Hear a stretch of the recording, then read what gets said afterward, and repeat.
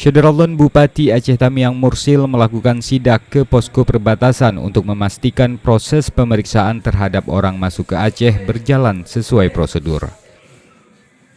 Kehadiran Mursil menjelang dini hari ini sempat mengejutkan sejumlah petugas karena tidak menggunakan mobil dinas dan sama sekali tanpa pemberitahuan. Meski demikian, Syederalun dirinya tidak setuju jika kasus penambahan pasien positif COVID-19 di Aceh dibebankan kepada petugas perbatasan. Mursil menilai petugas di posko sudah bekerja maksimal, meski di sisi lain pemeriksaan melalui rapid test belum merata dilakukan kepada seluruh penumpang kendaraan yang masuk ke Aceh. Ternyata petugas kita sudah bekerja dengan maksimal.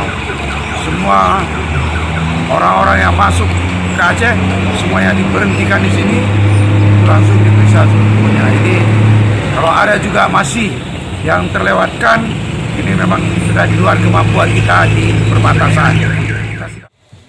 Ia pun berharap gugus tugas percepatan penanganan COVID-19 Aceh meningkatkan peran menjaga perbatasan, baik berupa penambahan petugas ataupun pengiriman alat rapid test serta APD.